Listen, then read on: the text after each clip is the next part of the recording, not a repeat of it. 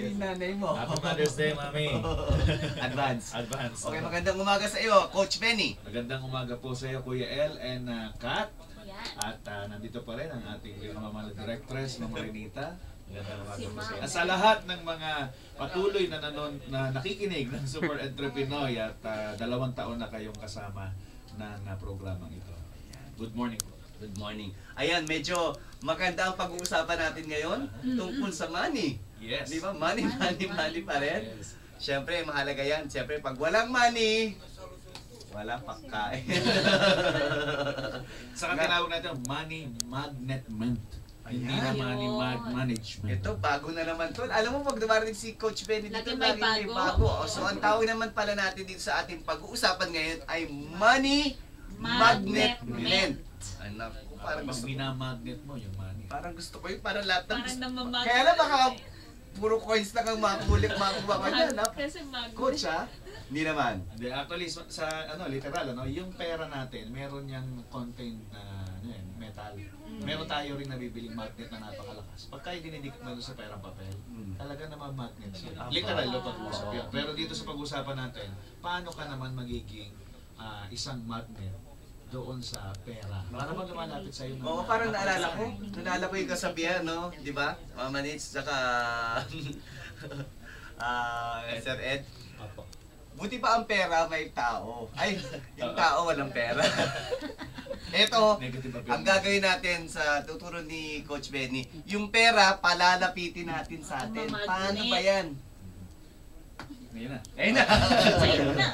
Excited na Ito ako, ay isang tinatawag natin itong modern management of money na kung saan habang ikaw ay nagtatrabaho, nagninegosyo, natural para ikaw magkapera, along the way, at the same time, inaayos mo naman yung pera na yon na kinikita mo para sa isang pagkakataon, ang pera naman ang magtatrabaho para sa iyo.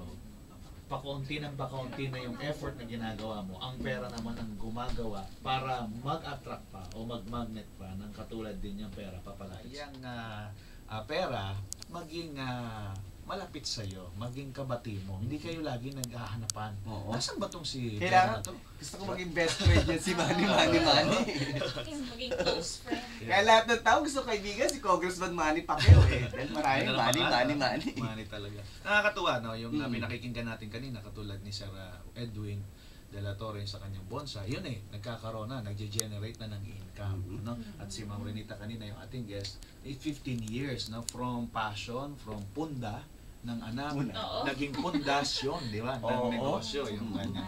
At ngayon na isang matatag na institusyon na. Ngayon, meron na na-generate na income. Ang topic na natin ngayon, at sa lahat ng mga nakikinig na may mga sariling negosyo din at nagsisimula, may mga na-generate ng income yan. Ngayon, yung income na yan, paano mo yan aalagaan, paano mo yan mamahalin, at eventually, yan naman, pagka ikaw ay may edad na, at o kaya naman ay dumating tayo sa law of rhythm na tinatawag na maaaring may mga panahong may krisis na banggit nga ni Ma'am Renita kanina o yung pagbagsak.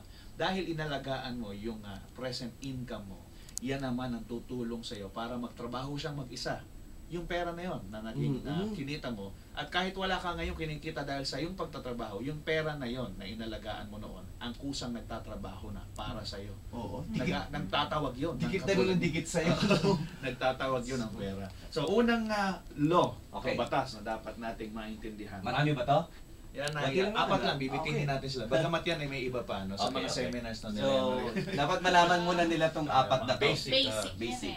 Principle of positive affirmation. Yan tawag natin yung law of affirmation. Ano yung affirmation? Yan yung kinokondisyon mo yung iyong kaisipan in a deeper level ng mind, hindi lang sa consciousness, kundi doon sa subconsciousness, na dapat nakaprogram sa'yo na ikaw ay laging merong pera. Kaya sinasabi natin sa mga nakikinig, iwasan na natin yung lagi mong sinasabi, wala nga akong pera. Di ba parang may damdamin pa? Lalo May pang pinahugutan pa. Hindi todo pa eh, no? Oo. O gusto ba kasi, wala nga akong pera. Parang gusto pa siya kaawaan. Yes, no? Oo. Sa malalim na pag-aaral na mga tinuturo ko sa mga seminar, siya ay may scientific explanation sa ating subconsciousness. Kapag yung affirmation, hindi positive, tinatawag natin yung negative, na affirmation, ina-affirm mo yan ay it's either negative or positive. Yung inaaraw-araw mong sinasabi sa'yo, napoprogram sa sarili mo na ikaw ay walang pera. So, ang trabaho kasi ng subconsciousness natin ay nagmamanifest siya. Wala siya kasing reasoning faculty. Yung kasing, ito, daanan lang natin ng maikli, no? Yung kasing brain natin is nahati sa dalawa, yung mind, no? Left brain and right brain. Yung left brain, nandyan yung reasoning faculty, logical side of the brain. Meron tayong right brain, walang reasoning faculty. Kumbaga sa computer, parang hard disk yan. Tanggap lang ng tanggap ng files yan. So, wala siyang pakialam kung ano yung binabato mo. Kung ano yung... Pangit yung maganda, pasok lang. Pagpasok niyan, inilalabas niya yan sa experiences. Ngayon, hindi mo yan pansin. Bakit? Hindi nga conscious eh. Diba? Subconscious nga, unconscious ka. Pero hindi mo alam, nagmamanifest sa actions mo. Lahat ng mga inimbak mo na affirmation sa sarili mo. So, pagdating sa pera, kailangan meron tayong positive affirmation. So, ang Paano assignment, ginagawa yun? ito, ang assignment ng mga nakikinig sa atin ngayon ay maghanda sila ng piggy banks. Yan. Okay? Literal ba ito? Literal na piggy banks. Alkansya. Yan ay matagal nang tinuturo sa atin. Bata pa Parang tayo. di na uso kay Piggy Bank, parang Angry Bird Bank. Lalagyan nila ng label yon. Okay. Ang unang-una, para masunod natin yung principle of positive affirmation, kailangan may label na nakalagay, I have money all the time. Oo nga, kasi may alkansya ka, no? So, okay.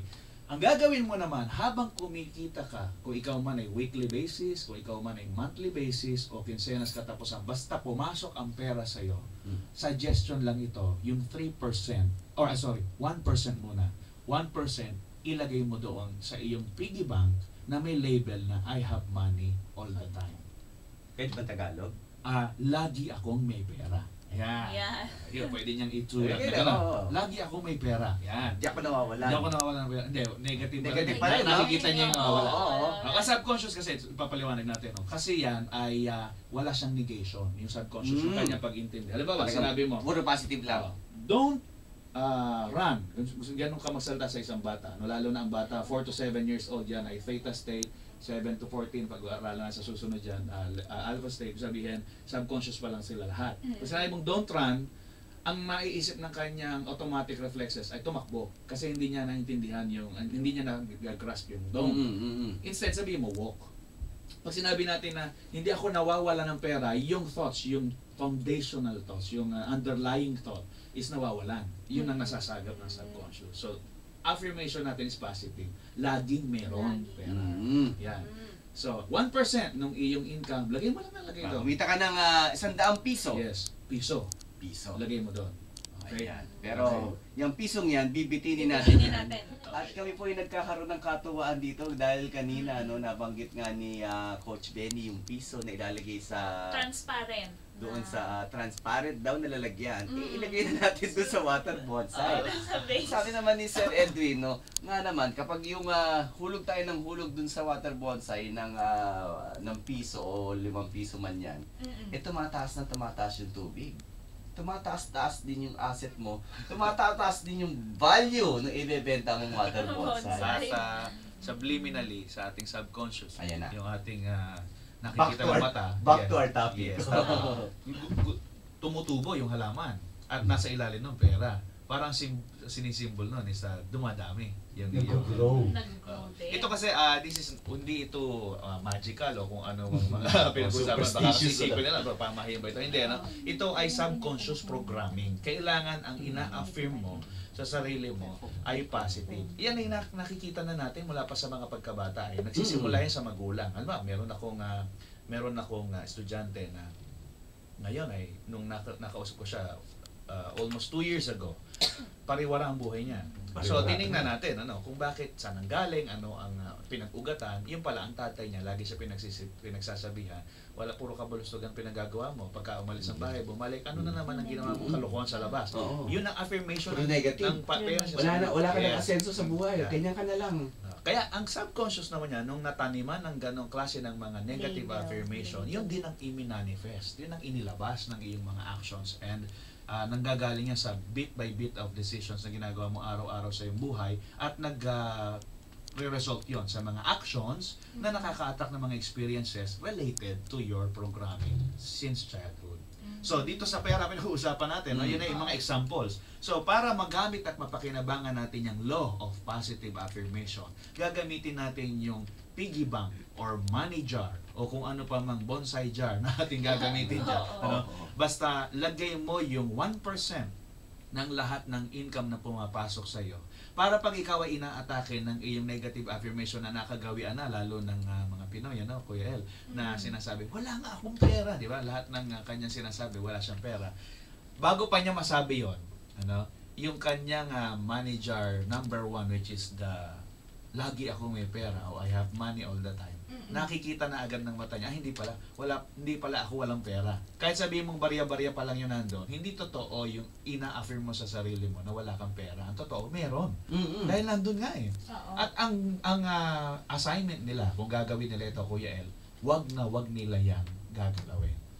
Pero coach, ano ba, bakit kailangan sa transparent na? Yun, kasi ang 80% of tool na ginagamit ng ating subconscious mind is yung mata. Akala ko, sorry, joke lang. Akala ko 80% ng mga alkansyang hindi transparent ay nananakawan. Tama. Okay. So, kailangan transparent. So, kailangan transparent. Transparent kasi yung mata natin ay ang kanyang power to program is 80%. Kailangan nakikita. Di ba 5 ang senses natin, di ba? So ang vision is 80%. Yun ang unang pinakamalakas na power para i-program ang ating Kaya subconscious. pala malakas si Iron Man eh, no?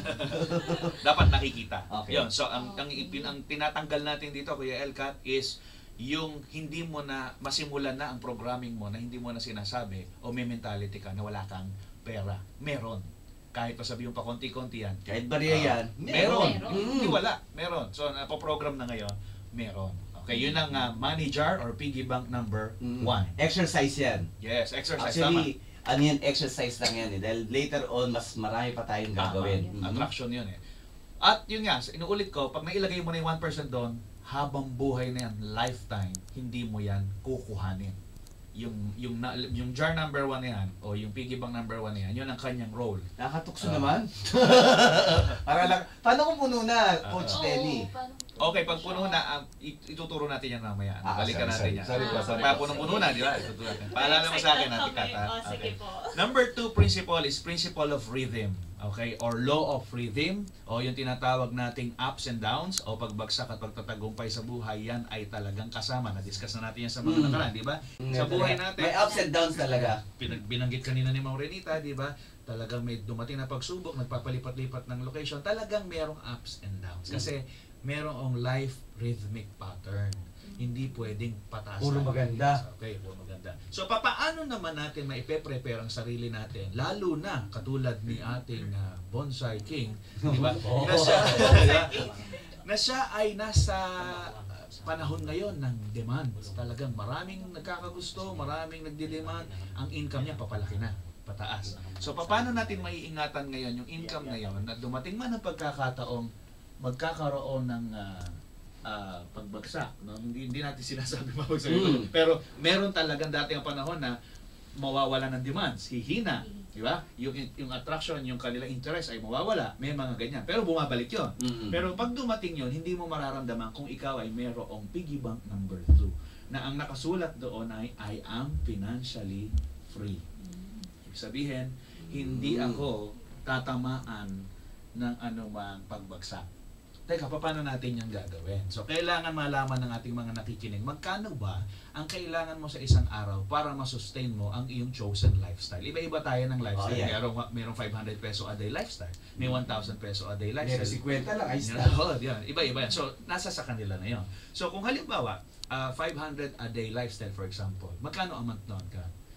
15,000 times 30 kasi, di ba? 1 month.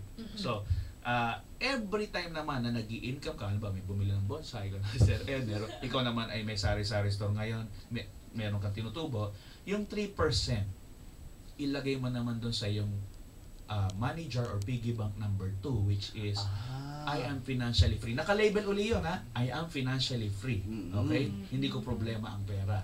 Okay? Yun yung nakalagay doon. Hindi ako tatablan. So may pangalawa pala tayong piggy bank. Yes. Kaya nga modern, hindi lang to isang alkansya na gaya na ginagawa natin yan. Modern way of management ng money, which is money magnet nga ang tawag na.